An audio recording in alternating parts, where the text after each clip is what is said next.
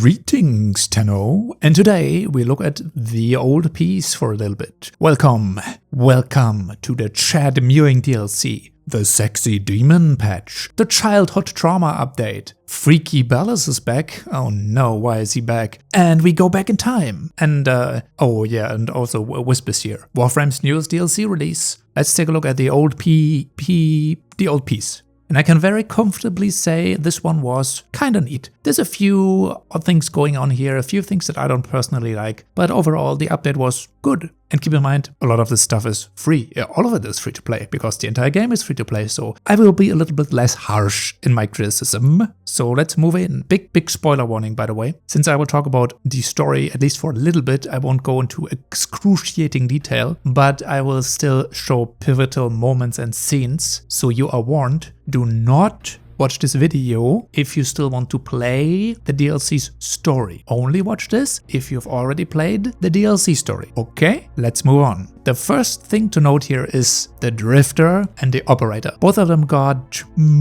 facelifts in a way. I'm gonna be honest here, you might not like how your Drifter and your Operator turns out, especially if you've got a male Drifter. Now my guy here always kind of looked weird and feminine. I wasn't really very skillful at making good looking Drifters and Operators. I am okay at doing fashion, but for me it never really worked out, and it just doesn't look very good. So I'm just settling with how my guy looks. You know, he looked more feminine, now he just looks more feminine, and also he's mewing now. I don't know what's going on, and I find that absolutely hilarious, so I'm keeping it that way. Also, my Operator now looks like a deranged serial killer, which is kind of perfect. That's you know, a little bit of comedic relief. That is absolutely down my alley. Now, if you take cosmetics very seriously and you have built a Drifter that is kind of to your liking, you might have to dig very deep into making your Operator beautiful again. And that's also why you might not like this aspect of the update very much. There's a lot of work coming towards you if you are very unhappy with how your Drifter turned out. I mean, again, beauty is in the eye of the beholder after all, you know, but again, fashion is a very serious business in Warframe, so I can understand that a lot of people might not be happy with what happened here. I only have a very few tips as somebody who is a very untalented Drifter and Operator fashion idiot.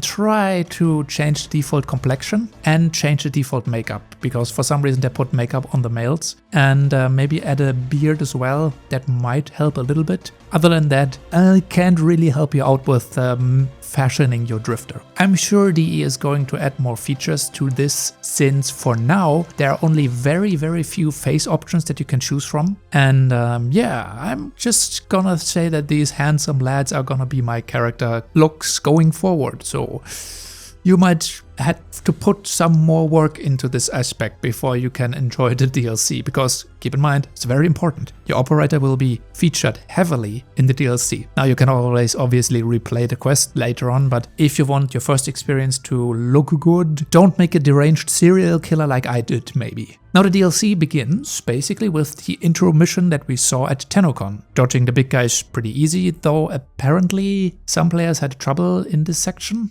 Once again showing us that some of the players in Warframe are very special indeed. They're a very special breed of players. I don't know how you can have trouble with this stealth sneaking section, but okay. And then we get sent out on a few other missions after we have gone through all of the intro stuff, you know, cheating at our little questionnaire thingy with the Archimedean, which I completely answered incorrectly anyway, so I'm not a big help there. Now we get sent out as child soldiers, kind of. I mean, it's very typical of Orokin shenanigans, you know, child soldiers on the battlefield, navigating, killing machines. It's very typical of those golden fuckers to do exactly that. And we also learn that this DLC is not somehow a parallel universe or a storyline, which a lot of people maybe insinuated or were guessing that this might be like an alternative universe. You know, it's possible with eternalism being a thing, but it looks like this is a part of the actual sentient conflict, a moment where we were at a peace treaty, or at least a truce between both sentient and Orcan Empire. Mostly, the truth came into being due to a silver flower, one flower that is very prominently featured in this DLC. It's called a Xenoflower or Xenoflora, and these give sentients more sentient autonomy and makes them less susceptible to a need for control and obeying orders. Now, this is kind of weird. If you remember, the Destiny 2 DLC also had the Vex who gained sentience, and now we have another story about another robot faction gaining sentience. Yeah, you know what I think about storylines like this. I think that trope of the robots gaining sentience is a little bit played out, but it's okay. If you like that trope, I can't help it. But at least the sentients in Warframe were always known to be sentient and going against their creators. It is literally in their name, sentient, you know. So that was at least always kind of part of the storyline somewhere, that these were settlers sent out to seed and make the Tau system habitable. Probably not designed to gain sentience, but it did so anyway and then came back and declared war on them. Now in this case, we are living through the backstory of how somehow this might have came into being. We don't get the full picture here. We get a snapshot apart of the history of the old war, the Orokan War. We haven't gotten into some of the other aspects. So we've kind of at the cusp of war at the end of the story. But the most part, the majority of this DLC takes place during that very short peace treaty. Although I don't really know how long the treaty was. The quest is very short, so it seems like we are at a truce. The truce is broken, and then we are at war. But I'm assuming this is a longer time period that this truce lasted. Now, we get to play around with our newest super weapons, the Tauron Strike, which is a addendum and expansion to our operator arsenal. And I've personally been glued to Xenoric forever, so that's why my weapon was the book. I always thought that we always get the sword, but it is apparently actually related to which school you have equipped. So if you have a specific focus school equipped, you get a different type of super weapon in this cutscene, I think. At least I got the book, which is the Xenoric weapons. At this point, I guess we can talk about Tauron strikes and Tauron weapons and the entire weapon system. That's one of the aspects of the DLC which I'm not super happy with because A, they're a little bit grindy to acquire. Again, doesn't cost any money, but they are also entirely nullified by our most beloved enemy type, the Nullifier Bubble. So you're telling me the Nullifier and his shitty little bubble can take an entire Tauron strike, and that just negates the entire void-powered weaponry that we're wielding? It is quite hilarious that Nullifiers are once again proving to be the most overpowered broken unit in the entire game. I'm joking, of course, I'm joking. But let's just think about it, you know, the man in the wall probably has nothing on the fucking nullifiers in this game. If Wally ever shows up, we just send a bunch of nullifiers to fight him. He won't stand a chance. Like, I don't know, man.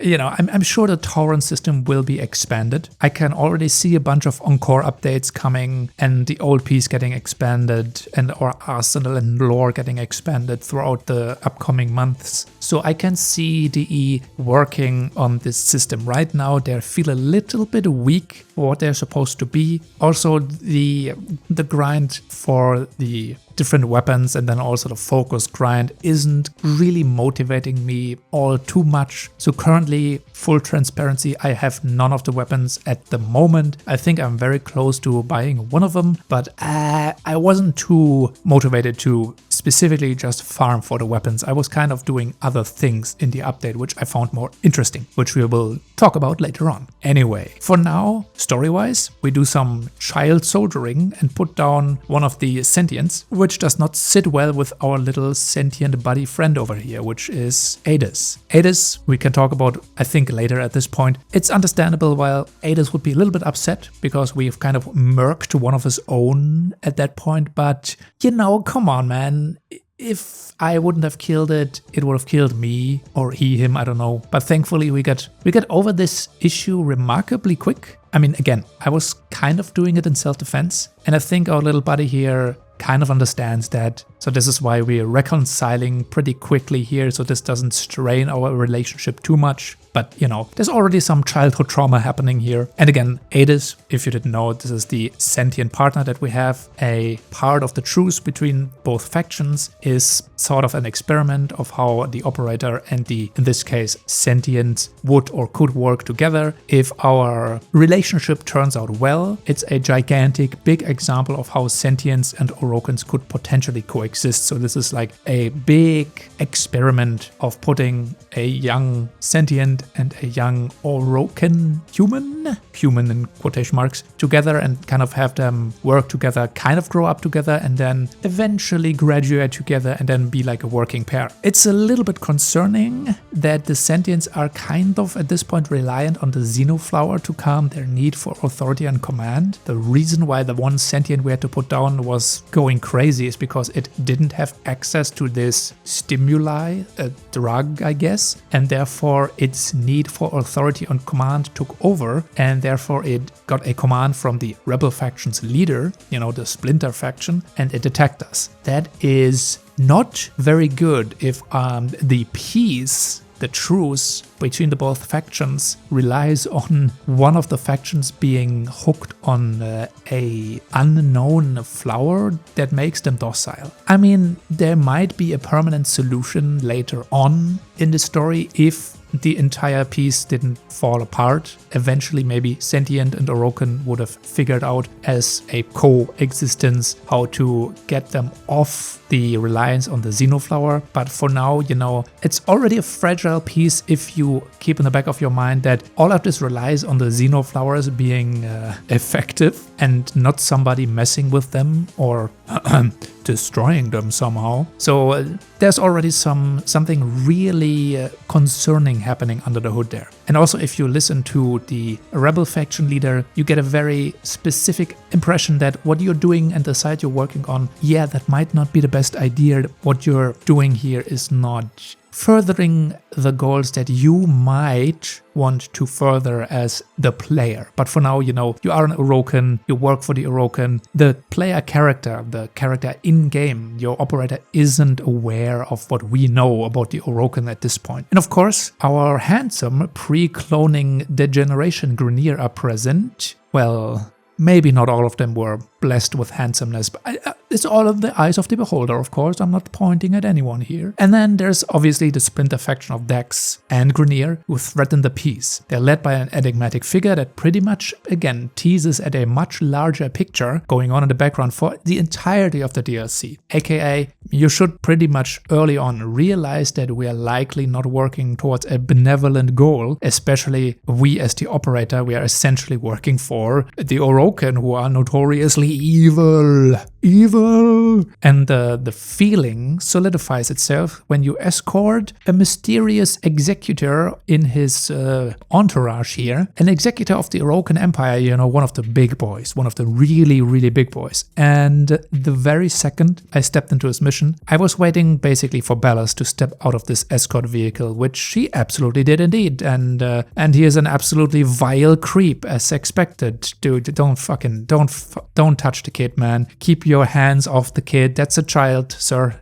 Do not touch the child. He's also, by the way, clearly planning something nefarious. And he has a secret talk with our mentor figure, the sentient Archimedean, who does then get quickly killed off during our graduation ceremony. Yeah, did I tell you that there's lots of child trauma in this DLC? Yeah, we're at our graduation ceremony together with our partner, eace. We got the little egg there as our present, which is a very important item. And the entire ceremony gets crashed by Dex and Grineer separatists, who then go on killing the Archimedean. And then we get basically orders to strike back at the Splinter faction. The egg, the little Ayatan that we got as our graduation gift, is the key, which we will use in one of the giant landing pods, which this is just an assumption here, but I'm assuming that the big eggs that landed on, or that are present on the planet, were the initial ships that housed the sentients. When they're first sentient, this is why they're basically called like the seeding vessels. They were the initial transport vehicles or colony ships in a way. If that is incorrect, tell me in the comments. I'm not quite clear if this is the case. But what is clear is that we got a mission to go go to the center of one of these seating pods and use the self-destruct sequence utilizing this Iatan statue sculpture thing that we picked up, which is going to be part of a key to the lock, and this is going to write a certain self-destruct code into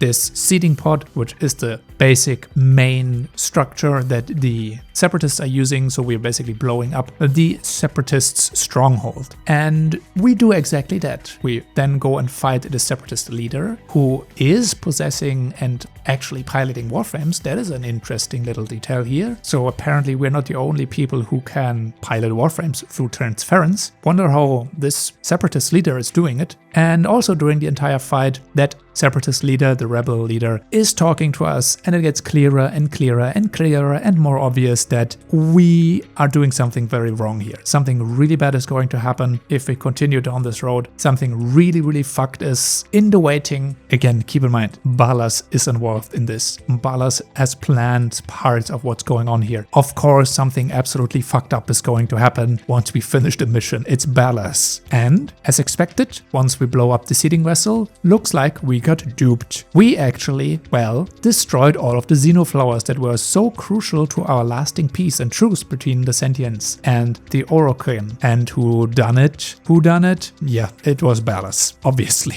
Ballas did this. He basically used us to further his own goal, which is to destroy the peace between the factions. And this finally leads to Eace, who has been very passive, friendly, nice, and cordial. He snaps, and this is giving us our big boss fight with the gigantic sentient machine that was teased on in the intro mission. Now we fight him for real, and this is also obviously one of the moments where it is evident, oh shit, Eace has gone mad, he is attacking the operator. This is like one of the things that absolutely should not have happened at all. So this is exactly what is furthering and destroying, finalizing the destruction of the truce and the peace between Orokin and the sentients, and war gets declared while we're fighting each other. And once we put Eace down, or we put the machine down, both of us have essentially inflicted mortal wounds on each other. At least Artano dies here and then gets resurrected by Eace, who then unfortunately dies as well. Now there's no resurrection for Eace here, unfortunately, but we kind of take his essence into ourselves. We take on his mantle in a way, and we continue his legacy, I hope. Also very interesting that Eace essentially is resurrecting us. There's the question here, is our resurrection ability related to Eace in a way? Maybe? Possibly? I don't know. Again, I'm not a lore guru about Warframe lore. Somebody else might have to shed some more light on this. We then get the bit of a goofy walking montage back to a very important location where we saw some very enigmatic imprisoned Warframe not so long ago in the previous mission. Yes, the devil was teased. He is imprisoned on the very planet. We walk over there very angrily, or alternatively, it kind of looks like we might have shit ourselves. Whatever is going on here, it's a very bold choice for DE to have us freely move in this section. But anyway, we walk over to this frame and we take possession of it, thus introducing us to Uriel, our newest devil frame, and a devilishly handsome feller he is. I want to talk about the music in this section in particular. The soundtrack has been excellent so far, but the switch from this melancholic sad music to straight up doom metal was absolute peak. There we get some really good scenes in general and music transitions all throughout the DLC, which I've noticed. There's like really good transitional music going on from one scene to another. There's like barely a harsh cut. This is really good. The sound design is also really well done. But this one, alongside the cutscene, is immensely satisfying. This is like one of the best sequences that DE has put in the game so far. Man, they've really come a long way in terms of quality over the years. The music, the cutscenes, the quality, the writing, the dialogue, it's been excellent, this update. It's been excellent for quite some while now. Like quite a few updates had some really well done soundtracks. Really well. And amazing cutscenes.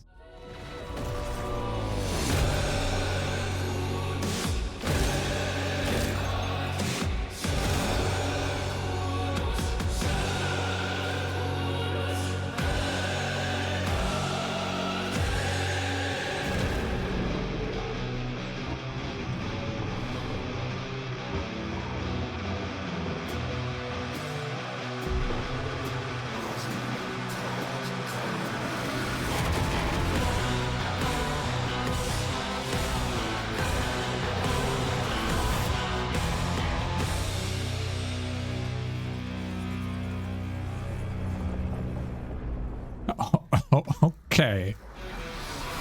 Really good mocap, which I'm assuming this is motion captured. And then we also get a satisfying rampage through the Orokin ship on our way to beat Ballas's ass, which is, I kind of ruined that by misreading the text about Uriel's door smashing ability. So excuse me, I'm very clumsily going through the mission here, not knowing how to break down the doors. That's my mistake.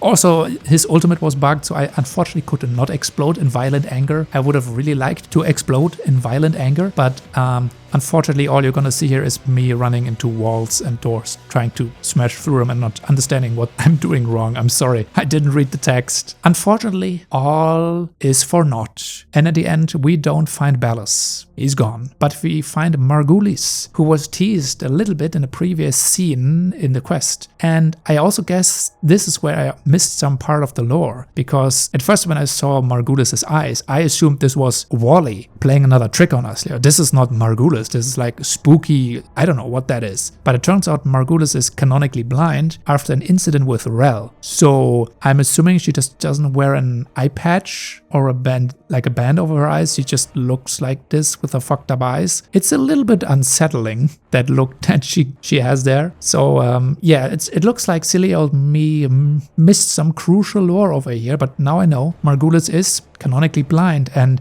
her eyes just look like this, I guess. Unfortunately, again, we don't get a revenge on good old Ballas here, and the quest ends quite tragically at this point. There isn't really a resolution. Hades is dead, the piece is broken, and this is how far we've gotten in terms of diving into the past. I also assume that there's more to come here in future Encore updates, expanding the lore a little bit, but this is it for now. Now let's talk about the additions besides the quests for a bit. We obviously got Uriel and his signature weapon. The weapon itself is a mix between Gunlance and an M1 Garand. It's very satisfying to use, and we even get to swing it around one of the story missions. And then we have Uriel himself. A very fun Warframe to play. Might not be the most impactful Warframe that we've ever seen, but in terms of design, this guy is really high up there in the rankings already. Like, I really like his base design, the demon. And when it comes to his proto-frame, in this case Roth, man, they really did this guy extremely well. I was like really surprised how endearing and interesting this character is. Now everybody was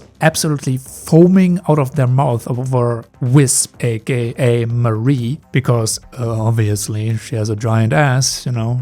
I understand that, you know. But to be honest, man, Uriel has my vote, you know. Roth is that guy's more interesting. I also think he looks a little bit more sexy, you know, if I'm gonna be honest here. Why are you gay? I didn't expect to like this guy that much. He's like pure anger, spite, and hatred, and then you beat his ass every time. But he's just all in to get his ass beat again and again. I mean, he wants you to dive into his memories and recover them. And I was like, hey, dude, sure, I'm gonna do that. No problem, dude. And also, this is very important, this guy is an absolute lore dispensary. If you haven't talked to this guy or haven't unlocked some of the lore entries through the new Kim section, do so. Absolutely do so. You need to talk to this guy because he has some really interesting lore that he talks to. Also, I think his voice actor is really good. It's just really nice talking to the guy, and bonus points, some of his or all of his lore that's in the Kim is entirely voiced. So all of the little recordings are actual voice recordings. The rest of it is still text to, you know, text conversations, but you know, the amount of dialogue we got with him, and you get even a little bit of extra dialogue when you visit him in his crypt, that is really good. And I think, again, the voice actor does a good job. They've characterized him really well. He is really endearing. Like, if I wasn't utterly loyal to Aoi, I would have actually chosen this guy as a romance option. But unfortunately, he isn't Mag, so oopsie. I'm not gonna trade in Aoi for the devil. Come on, even though it's a handsome devil. But I'm not gonna be unfaithful to Aoi. Sorry, Mag was my starter. Mag is that Warframe that fit my romance option, the first part of the Kim, and I'm gonna stick with her. And you should do. You should do too. Don't fucking trade your proto-frame in for fucking Marie just because she's got a giant ass. What the hell, man? What the hell? What the hell are you doing? That's worse than following the devil. What the hell? Anyway, we got a few new extra weapons. for your amusement. You know, some of these are okay. I haven't thoroughly tested some of the new guns out, but yeah, they're okay, they're good. They do have unique modifiers or unique effects, which is always nice to see. I hate when they release weapons that just don't do anything interesting. So they all have unique passive effects. And now you might be wondering, hey, wait a second, what are you talking about? Wraith? Marie? Wisp? What is that? Well, we need to talk about one aspect of the DLC that is not implemented very well into the game currently. Once you played through the DLC mission, you might find out that these 3 new frames that were introduced, Wisp, Harrow, and the Devil, aka Uriel, they were very prominently displayed and they have their own trailer. So why didn't they show up in the quest? Well, they're not really part of the quest, they're part of a separate system, which is truly separate from the rest of the game. I'm not joking when I say it is truly entirely separated, even judging from the menus. You get your very own menu to interact with these guys. And also these 3 get very unceremoniously introduced, just as the new modes that you're going to play. They are very haphazardly thrown into their own menu section. I wonder why it was done this way. All of the new mission stuff is not on the star chart at all. It's in its own section. Maybe this is where Tau in general is supposed to be once it releases fully, since Tau would in theory kind of be a new star system. So maybe this was the reason why it's so separate, but it feels very disjointed now. Also, if you don't seek out these new mission types and if you don't find where to go, you're not gonna find Wraith, Father Leon, or Marie. You're not gonna find the crypt, and you're gonna wonder, where are these characters? I was supposed to be able to talk to them. Well, you're gonna have to visit Kim. Either you have to visit Kim, and then you get a little dialogue with Lloyd, who tells you where to go, or you accidentally find out that the area where these guys are is kind of just in the Sanctum Anatomica. Now again, you do get an introductory through Lloyd. He tells you, hey, there's a few guys that showed up, you should probably check them out. But if you didn't talk to Lloyd first, and you just kind of find out, oh, wait a second, there's a new fast travel option here in the Sanctum Anatomica. I don't think this is a good introduction to these characters. And also, if you just try to talk to them in their crypt area, they don't really, besides obviously Wraith, they don't really have a lot to say. Most of this is going to go through the Kim system, which you do have to check out specifically. And there's a chance you might miss that. So the introduction of both of these 3 characters and the mode wasn't done so well. You basically get a new section, which is like the crypt underground area where all 3 characters are located, both Father Leon, who's Harrow, Wisp, who's Marie, and then Wraith, who is Uriel, aka the Devil, and all 3 are different vendors. Marie sells you the Tauron weapons and has the daily trading options for you, where you can trade in different resources. And obviously Wraith is the more important character because he has lots of lore and he sells the arcanes and the weapon parts and blueprints. And then you have Father Leon, who doesn't want to speak to you first, but once you unlock him through the Kim conversation, also very important to note, you have to unlock his shop through leveling up the relationship with Marie and Wraith, and then Father Leon will talk to you and then you can access his shop. Also something that might be a little bit confusing to certain people. Anyway, his shop isn't all too interesting, it's just a little bit of decorations. That's a little bit of a stumble, I would say, in terms of the DLC so far. The 2 new mission types are the Rebellions, which are 3 different mission types that are limited, time limited. You have to go through the missions before they reach the end time. And once the timer runs out, you are faced with your childhood trauma, which is one of the 3 bosses that you faced. Very importantly, all of these 3 missions award different signature resources used in the crafting for the Tauron weapons. So this is why you have to grind these missions in order to get the new super abilities for your operator. Again, each and every mission gives you a different resource, and each and every mission has a different end boss. The first one is just Adis's mech. The second one is the bipedal spider-like sentient that you fought, and the last one is the most interesting one, but also maybe the most difficult one. It's a bunch of prime frames that you have to fight. Depending on your setup there, it might be a little bit annoying to deal with these guys. My tip is to use Trinity, because Trinity doesn't really give a shit about anything. She has unlimited access to healing and energy, and she also basically does millions of damage with her 2. If you know how it works, you know how it works. Just try and cast your 2 on some of the prime warframes and see what happens to their HP bar. That's all I'm gonna say. this is one of the aspects of the new update. This obviously you're supposed to play on Steel Path for the endgame rewards because you're getting Steel Essence from the Prime Warframes that you fight there. And the other one is the Descendia, which is a set of missions, a set of very short missions that are 21. You have 21 missions or short levels, whatever you want to call it. There's 21 objectives for you to finish, and every time you do so, you descend another room downwards until you then finally face Roth in his demon form and you kill him, and that's basically it. Very importantly, this is on a weekly rotation, but the final boss is farmable, which is good. So you are not locked into a weekly rotation to get his parts. So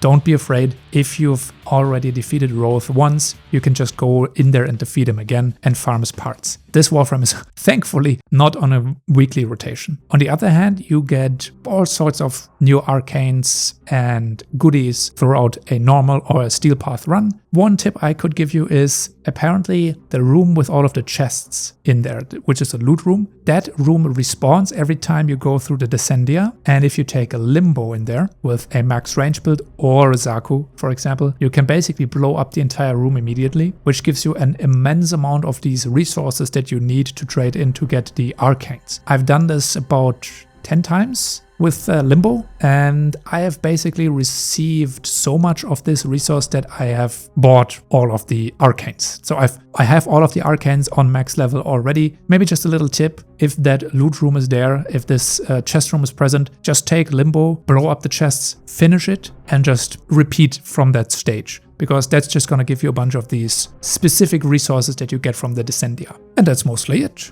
I think the biggest positive here, which is the one that surprised me the most, is actually Roth. Roth and Uriel. Uriel, his skills maybe not that interesting, but Roth as a character definitely is pretty fucking cool, and he has a very, very superior sense for fashion. So Digital Extremes did a really good job implementing this character into the lore, and the fact that he's an Orokin means that he has lots and lots of interesting lore tidbits to talk about, and I really hope that they expand on this character. And obviously they should probably give a little bit of TLC to the Tauron weapons, because they're not in a good spot currently, unfortunately. But yeah, this update is kind of nice. It's a pretty packed update. If you are very much at the end game, if you're one of the super turbo veteran players, there isn't that much for you to do here. And again, there's certain things you can do to very quickly get your hands on most of the newest stuff. Besides the Tauron weapons, they're a little bit of a grind, but if you just want the arcanes, that's done really quickly. Yeah, the old piece, it's